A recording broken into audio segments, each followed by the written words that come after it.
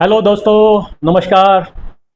आज हम ओपीडी में बैठे थे तो एक पेशेंट आज आए ओपीडी में। उनको कई दिनों से लगातार हिचकियाँ चल रही थी।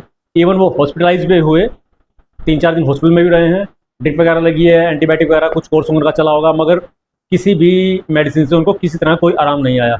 इवन रात को नींद तक नहीं आ रही थी। तो आज हम इसी टॉपिक को लेकर के कुछ बताने जा रहे हैं, क्योंकि हिचकी तो कभी भी किसी टाइम किसी को भी आ सकती है। इवन रात को अगर आ जाती है तो इमरजेंसी वाला केस बन जाता है। तो घर में ही इसका कैसे उपचार किया जाए, वो चीज़ हम आज बताने जा रहे हैं। पहले तो ये समझना है कि इसकी आखिर आती क्यों है।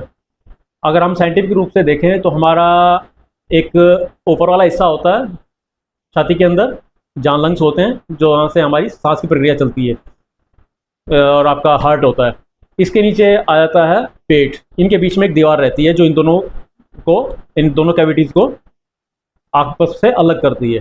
तो कई बार उसको बोलते हैं डायफ्राम। कई बार उसके अंदर, उस मसल के अंदर जो है कंट्रैक्शन आ जाती है, या किसी वजह से हो सकता है वो आपने बहुत ज़्यादा ठंडा खाना खा लिया है, या बहुत ज़्यादा गर्म खा लिया है, या ज़्यादा तेज़ मसालेदार चीज़ें ले ली हैं। इवन अगर आपने अल्कोहल ज़्यादा यूज़ कर ली है तो उसकी वजह से कई बार उसमें कंट्रैक्शन आ जाती है। कंट्रैक्शन आने के साथ साथ आपकी वोकल कॉर्ड जो है वो कई बार वो बंद होती है, जिसकी वजह से हिचकी आती है। या आप ये कहिए कि आयुर्वेद में के हिसाब से बोले तो वायु दोष जो है वो प्रकोपित हो जाता है। तो हम कई लोग बोलते हैं कि हवा रुक गई है। तो कुछ लोग उसमें या तो सोडा लेते हैं, या पानी में सोडा बाइकार्बोनेट मिला करके वो पानी पी लेते हैं। तो अगर हल्की फुल्की कुछ दिक्कत होती है तो वो उससे ठीक हो जाती है। मगर अगर आपको लगातार हिचकी आ रही हैं, किसी तरह से ठीक नहीं हो पा रही है, तो क्या करना है। हमारे आयुर्वेद में एक भस्म आती थी। अब तो काफ़ी टाइम हो गया, सरकार ने बैन कर दी है, मगर वो भस्म ऐसी थी कि चाहे आपको कितने दिन से कितनी रेगुलर आपको हिचकी आ रही हैं, तुरंत काम करती थी। एक आपने डोज ली और साथ के साथ उससे आराम आ जाता था। मगर किन्हीं कारणों से सरकार ने उसको बैन कर दिया है।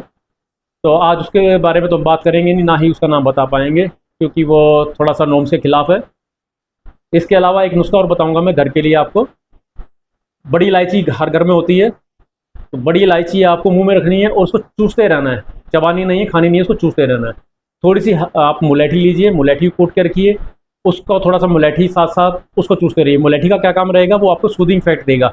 गले में सूजन है या पेट में कोई सूजन है, उसको आराम देगा।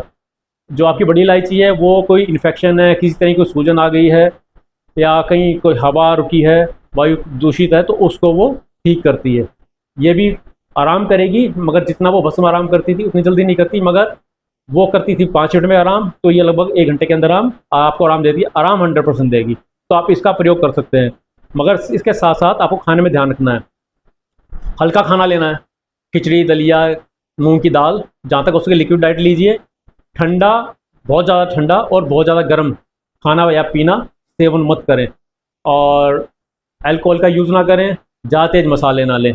आप देखिए, अगर कोई भी आपके आस पड़ोस में है, या आपके परिवार में किसी को हिचकी आ रही है, आप इसका प्रयोग करेंगे, 100% कुछ ना कुछ आराम जरूर मिलेगा। हल्की फुल्की हिचकी तो वैसे ही ठीक हो जाएगी। तो आज के लिए इतना ही। कल दूसरे टॉपिक पे बात करेंगे। तब तक के लिए नमस्कार।